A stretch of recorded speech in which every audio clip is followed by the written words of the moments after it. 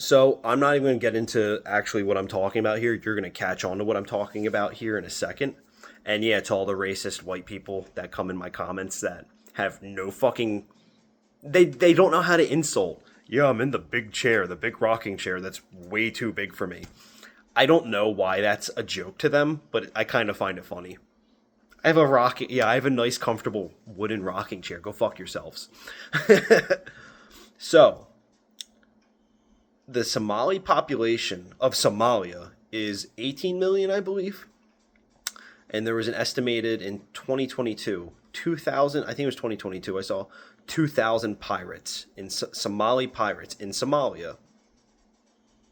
That's less than 1%. I believe that's 0.001%. You want to know what the percentages of white people in America who are white supremacists, open white supremacists and white nationalists? The number's 5 to 8%. You can't make this shit up. So when someone like Trump or Nick Shirley or that little bitch Jake Lang who thinks you can go into a bar and film because it's public property, businesses are not public property, you fucking moron. And yeah, same guy that got his ass kicked and ran out of Minneapolis after having a black guy protect him from a crowd of people trying to kick his ass because he tried to host a public Koran book burning. All three of those people, and there's plenty more white supremacists. Yes, Trump is a white supremacist, a white nationalist, a Christian nationalist. Motherfucker's not even Christian. But there's plenty more of them that keep repeating this lie that Somalis have a culture of piracy, thievery, criminality. The same is still true in this country. The same thing that is true for Somalis. You are less likely to be a criminal if you are Somali than a natural born white American citizen. It's a fact. It's a fucking fact. So, when we're talking about stereotypes, why don't we talk about things that are actually true? Like that 5 to 8%. Because I'm not saying all white people. I'm not saying a majority of white people. Obviously, I am not Hispanic. I am not Muslim. I am not Arabic. I am not black. I am white. I am a white person with Eastern European background. I think my background is never did a a DNA test, but French, Ukrainian, Lithuanian, Russian, yeah, and I'm Jewish. Obviously, I am not racist. Someone could argue that maybe I don't know why, but I don't hate people based on minority, based on their skin color, or religion, or ethnicity, and I don't stereotype. That said, there's 5 to 8% of white Americans who are white nationalists and white supremacists, and nobody wants to talk about that, especially these guys who would rather focus on the Somali community in specifically Minnesota because of the Feeding Our Futures fraud that got tackled under by the Biden administration. And then somebody like Pencil Dick Nick Shirley finds out about it and post. I would say it's not even misinformation, it's disinformation. The difference is misinformation is whether you mean to or not, you're reporting falsehoods. Disinformation means you are deliberately reporting falsehoods trying to fool people. It's fraud. So he's bitching about fraud when he goes up to daycares and they are closed. They're outside of the hours of operation and says, why are you closed? Oh, there's nothing going on here. I don't even think they're a daycare. Or goes up to a daycare and, as a random white dude and asks to see the black kids there. Let me see the children. That's not creepy at all. But they want to focus on fraud like that of $250 million, but they don't want to talk about the head of the snake, who is a white woman named Amy Block. They don't want to talk about the $500 million deal that Trump just did with a ultra wealthy Emirati, a businessman from the United Arab Emirates. And yes, it is illegal for a president to do a business deal while he is in office. It is called the fucking emoluments clause. His kids controlling the business still violates that clause because he's in constant contact with his fucking children.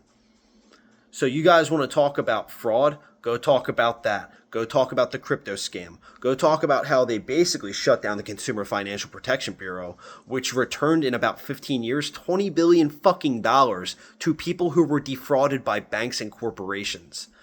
Motherfuckers like them don't want to talk about it. They don't want to talk about that shit. The $500 million deal, the crypto scam, the shutting down the Consumer Financial Protection Bureau, at least, basically, overall.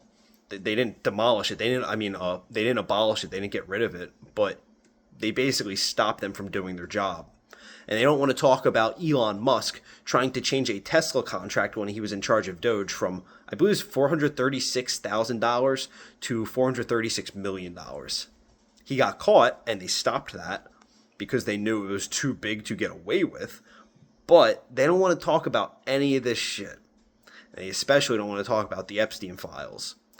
What do you care about more? A handful of people, Somalis, who did what a lot of Americans do in this country and, took money from the system when they shouldn't have. And I'm not in favor of it, but it happened. Or would you rather talk about everything I just listed that the Trump administration is doing, which is not even 1% of it? There's so much more fraud going on. Plus the Epstein files, where he endlessly is accused of abusing children, raping children. You tell me. By the way, look into our United States Secretary of Commerce, Howard Lutnick. Among other people getting caught lying, like Elon Musk saying he didn't think he'd be in the files. He was trying to get on Epstein Island nonstop, and they didn't like him. Go look at Howard Lutnick, who said, my wife and I, he was neighbors with Epstein on his island. My wife and I met him, and we never wanted to meet him again because of how creepy he was. I'm paraphrasing, but then you see in the emails they met with him again and again and again. So, this isn't about Somalis. This is distraction shit. I mean, we knew they're fucking racist, but this is about distraction. And they're just doing what they normally do to distract. ICE, all this shit. It's a distraction. They would have done it regardless, but they're trying to use it as a distraction from all the fraud, all the shit in the Epstein files, all the illegal deals they're doing in general.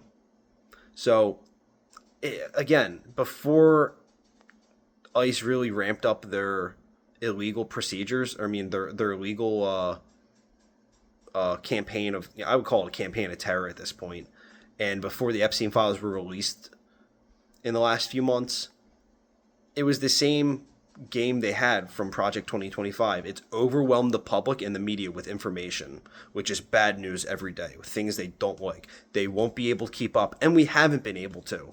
That is a fact. We have not been able to keep up with everything.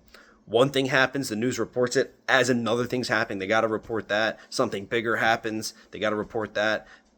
And the cycle just continues. You can't focus on one thing when they're doing 100 horrible things at once. So we all got to keep talking about this.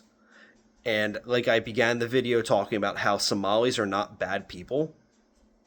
Remind people, immigrants built this fucking country. Multiculturalism built this country. Even though it was also built on racism, that racism comes from immigrants coming into this country and fucking building it.